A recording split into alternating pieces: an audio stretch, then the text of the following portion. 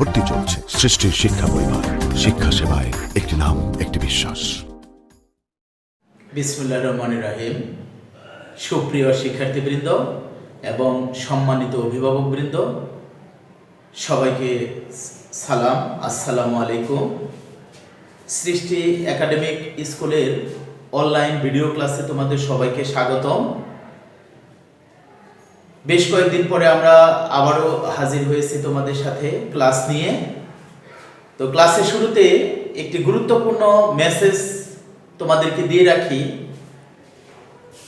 সেটা হচ্ছে যে বর্তমান সময়ে আমাদের সময় উপযোগী সবচেয়ে যেটি গুরুত্বপূর্ণ কাজ সেটি হচ্ছে অ্যাসাইনমেন্ট। আশা করছি তোমরা সবাই সঠিক টাইমে অ্যাসাইনমেন্ট নিচ্ছ এবং সঠিক টাইমে অ্যাসাইনমেন্ট জমা দিচ্ছ। তো এর সাথে আরেকটি গুরুত্বপূর্ণ কাজ হচ্ছে যে বর্তমান সময়ে আমাদের বাৎসরিক ভর্তি কার্যক্রম শুরু হচ্ছে, চালু হয়ে গেছে। তোমরা তোমাদের আত্মীয় স্বজন, পরিচিতি পরিজন যারা আছে এর মাঝে কোনো ভর্তিযোগ্য স্টুডেন্ট থাকলে আমাদের সাথে কমিউনিকেশন করিয়ে দিবে। তারপর আরেকটু বলে নিচ্ছি, সেটা হচ্ছে যে তুমি যে ক্লাসটি দেখবে ফেসবুকে বা লাইভে, এই ক্লাসটি তুমি তোমার পেজ থেকে বেশি বেশি শেয়ার করে দিবে। কেন শেয়ার করে দিবে? কারণ তুমি তো দেখতেই আসছো, সাথে তোমার বন্ধু যেন দেখতে পারে, এর জন্য এটা বারবার বা বেশি বেশি শেয়ার করে দেওয়া। তো এবার অনলাইন ক্লাসে তোমাদের সবাইকে স্বাগতম জানিয়ে শুরু করতেছি। শুরুতে আমি আমার পরিচয়টা একটু দিয়ে নিচ্ছি। শিক্ষার্থীবৃন্দ সবাই মোটামুটি চেনাই। তো আমি ইসবাত আলী সুমন, উপপরিচালক দশম শ্রেণী, সৃষ্টি একাডেমিক স্কুল। তো আজকে আমাদের আলোচনার বিষয় হচ্ছে নবম দশম শ্রেণীর জীববিজ্ঞান বই এর ষষ্ঠ অধ্যায়ের একটা গুরুত্বপূর্ণ অংশ, সেটি হচ্ছে রক্ত। তো যাই হোক, আমি পর্যায়ক্রমিকভাবে আলোচনায় চলে যাচ্ছি। তোমরা সবাই এই ষষ্ঠ অধ্যায়ে রক্তের অংশটুকু বের করে বই নিয়ে বসতে পারো। তো দেখো, শুরুতেই আমার আলোচনার বিষয়বস্তু বা আলোচনার জন্য যেটুকু শিখন ফল আমি কি কি শিখতে পারবো সেটি একটু এক নজরে একটু দেখে নাও। তাহলে এখানে দেখো, শুরুতেই দেওয়া আছে রক্ত কি, এর উপাদানগুলো কি কি তা আমরা বলতে পারবো বা তোমরা বলতে পারবে। উপাদানগুলোর বৈশিষ্ট্য আলাদা আলাদাভাবে আমরা ব্যাখ্যা জানতে পারবো।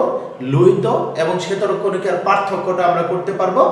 রক্তের কাজগুলো কি সেগুলো আমরা পর্যায়ক্রমিকভাবে উল্লেখ করতে পারবো এবং রক্ত গ্রুপের বৈশিষ্ট্যের উপর ভিত্তি করে রক্ত নির্বাচন করতে পারবো এবং সাথে রক্তদান সামাজিক দায়বদ্ধতা, এটা কিভাবে সামাজিক দায়বদ্ধতা সেটাও আমরা বর্ণনা করতে পারবো। তো সুপ্রিয় শিক্ষার্থী, এবার আমরা চলে যাচ্ছি পর্যায়ক্রমিক আলোচনায়। এখন দেখো, আমরা বা তোমরা এখানে দেখতে পাচ্ছ কিছু ছবি। এখন ছবিগুলো কি?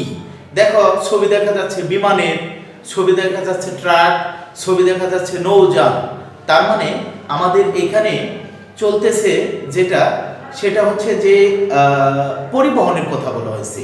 তার মানে স্থল পরিবহন, জল পরিবহন, আকাশপথের পরিবহন, এই পরিবহনগুলোর কথা বলা হয়েছে। ঠিক এখানে যেরকম পরিবহন হচ্ছে একই রকম ভাবে জীবের দেহের ভিতরে, তার মানে এটা হলো বিভিন্ন ধরনের পরিবহন, এরকম জীবের দেহের ভিতরেও বিভিন্ন পদার্থের পরিবহন হচ্ছে। আর আমরা প্রাণীদেহ, আমাদের প্রাণী দেহের ভিতরে গুরুত্বপূর্ণ একটি উপাদান পরিবাহিত হচ্ছে, যার সাথে প্রয়োজনীয় আরো কিছু উপাদান পরিবাহিত হয়। সেটা হচ্ছে, দেখো পর্যায়ক্রমে এইখানে যে ছবির মাধ্যমে আমরা দেখতে পাচ্ছি সেটা হলো, দেখো ওই যে লাল যে অংশটুকু দেখতে পাচ্ছ, এটা হলো রক্ত। তাহলে রক্ত নালীর ভিতর দিয়ে রক্ত পরিবাহিত হচ্ছে। তাহলে এটা হলো আমাদের বা প্রাণী দেহের রক্ত সংবহন তন্ত্র। এখন দেখো, জীবের পরিবহন কথা যদি বলি, এখানে উদ্ভিদ প্রাণী দুইটা, আমি প্রাণীদের পরিবহনের কথা আলোচনা করব। তাহলে প্রাণী দেহে এখানে পরিবাহিত হচ্ছে রক্ত। সুপ্রিয় শিক্ষার্থী, তাহলে আমাকে শুরুতেই জেনে নিতে হবে রক্তটা কি। দেখো, আমি যদি এটি জানতে চাই যে রক্ত কি, তাহলে রক্তের বৈশিষ্ট্যগুলো আমাকে মানে সুনির্দিষ্টভাবে জানতে হবে। তাহলে দেখো যে রক্তের বৈশিষ্ট্য হচ্ছে, এখানে তিনটা বৈশিষ্ট্য আমি লিখে দিয়েছি।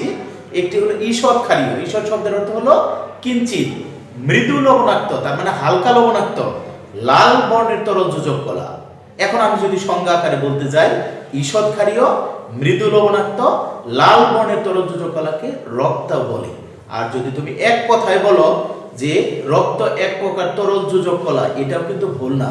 তবে তুমি নবম দশম শ্রেণীর স্টুডেন্ট হিসেবে এই তিনটি কথা উল্লেখ করে যদি তুমি রক্তের সংজ্ঞাটা বলতে পারো, তাহলে এখানে সুস্পষ্টভাবে সেটি উঠে আসে। তো দেখো এখানে আমরা দেখতে পেলাম সুপ্রিয় শিক্ষার্থীবৃন্দ যে রক্ত। এবার দেখো রক্তের উপাদানগুলো, এই রক্তটা কি কি উপাদান নিয়ে তৈরি, এটা আমরা দেখতে পারবো পর্যায়ক্রমিক আলোচনার মাধ্যমে। এখন দেখো যে রক্তের উপাদানগুলোর মধ্যে এখানে দুইটি প্রধান উপাদান নিয়ে রক্ত গঠিত, বা রক্তের প্রধান উপাদান হলো দুইটি, একটা হলো রক্ত রস আর একটা হলো রক্ত কণিকা। রক্ত কণিকার মাঝে গিয়ে এখানে আবার আলাদা আলাদা উপাদান আছে। তাহলে রক্তের মধ্যে রক্ত রস হচ্ছে 55%, তার মানে বেশিরভাগ, আর রক্ত কণিকা হচ্ছে 45%। তিন ধরনের রক্ত কণিকা মিলে 45%। আমি যদি আবার রক্তের উপাদানগুলো দেখতে যাই, যে রক্ত কণিকা, রক্ত রস আর রক্ত কণিকা, এখানে রক্ত কণিকা হলো তিন ধরনের। এখানে দেখো তিনটা রক্ত কণিকার কথা নিয়ে আসা হয়েছে। দেখো যে এখানে রক্তের উপাদানের মধ্যে রক্ত রস, রক্ত কণিকা। রক্ত রসটা এটা হলো মূলত রক্তনালী, নিচে যেটা দেখানো হয়েছে এটা হলো মূলত রক্তনালী। রক্তনালীর ভেতর দিয়ে রক্ত পরিবাহিত হয়, আর সেই পরিবাহিত রক্তের মধ্যে রক্ত রসের পরিমাণটা বেশি। আর রক্ত কণিকা হলো তিন ধরনের। সুপ্রিয় শিক্ষার্থী, মনিটরের মধ্যে দেখা যাচ্ছে যে লোহিত রক্ত কণিকা, অনুচক্রিকা, শ্বেত রক্ত কণিকা, এই তিনটার আলাদা আলাদা বৈশিষ্ট্য, আলাদা আলাদা ব্যাখ্যা আছে। আমরা চলে যাব। দেখো সুপ্রিয় শিক্ষার্থীবৃন্দ, যে লোহিত রক্ত কণিকার বৈশিষ্ট্যের কথায় আমরা যদি চলে যাই, তাহলে এই লোহিত রক্ত কণিকার সম্পর্কে সুস্পষ্ট আমরা 4 থেকে 5টি কথা একদম সুনির্দিষ্টভাবে জানবো।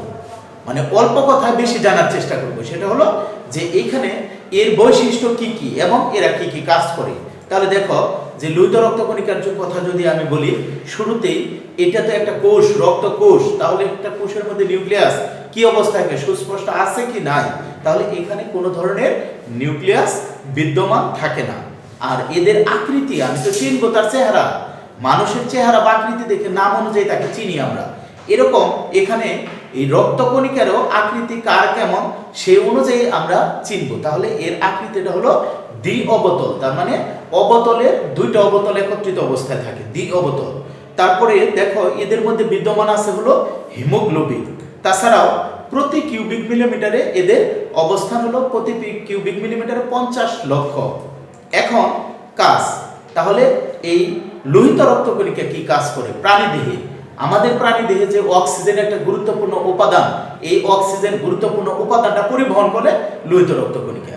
তাহলে সুপ্রিয় শিক্ষার্থীবৃন্দ, দেখো যে এখানে আমি রক্ত সম্পর্কে 5টি কথা নিয়ে এসেছি। এখন এই 5টি কথাই যদি তুমি সুস্পষ্টভাবে জানো, তাহলে তুমি লোহিত রক্ত কণিকা, শ্বেত রক্ত কণিকা, অনুচক্রিকা, এদের মধ্যে আলাদা আলাদা পার্থক্য কিন্তু অলরেডি মানে উল্লেখ করতে পারবে। এবার চলে আসো যে শ্বেত রক্ত কণিকা সম্পর্কে। তাহলে দেখো সুপ্রিয় শিক্ষার্থীবৃন্দ, শ্বেত রক্ত কণিকা এখানে ছবি সহ দেওয়া আছে। তাহলে ওটার মধ্যে ছিল নিউক্লিয়াস ছিল না, আর এটার মধ্যে নিউক্লিয়াস আছে। এদের আকৃতিটা হলো, আকার হলো অনিয়মিত, সুনির্দিষ্ট কোনো আকৃতি, ওটা যেরকম দ্বি অবতল ছিল এরকম সুনির্দিষ্ট কোনো আকৃতি নাই।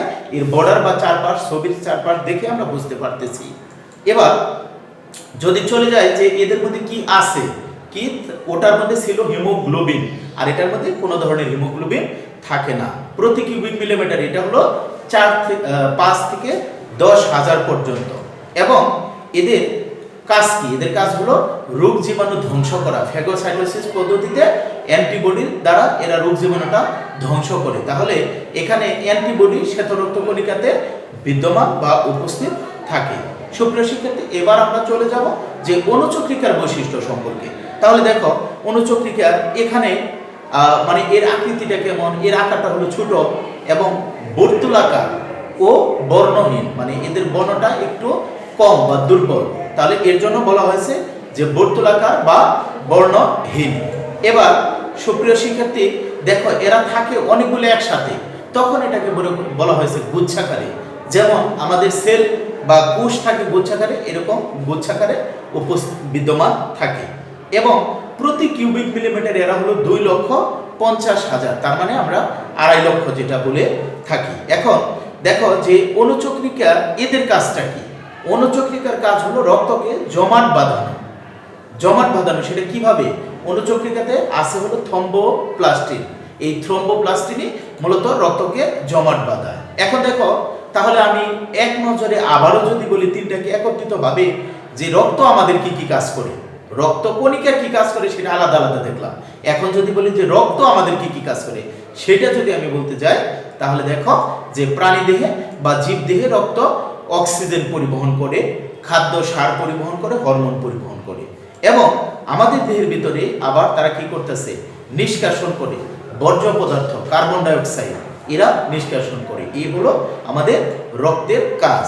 এবার দেখো যে রক্ত আমাদের দেহে আরো কি কি কাজ করে, যেটা বলে আসছি আমরা যে তাপের সমতা রক্ষা করে। আমার দেহের যে টেম্পারেচার, এই টেম্পারেচার রক্তটা যে সংবহন হচ্ছে, পরিবাহিত হচ্ছে, এই টেম্পারেচার যদি সংবহন বা পরিবহন অফ হয়ে যায়, কোনো সাইড বা কোনো অংশ কম বেশি হয়, তখন এখানে টেম্পারেচারের তারতম্য দেখা যায়, পার্থক্য দেখা যায়। তাছাড়া আরো কি করে?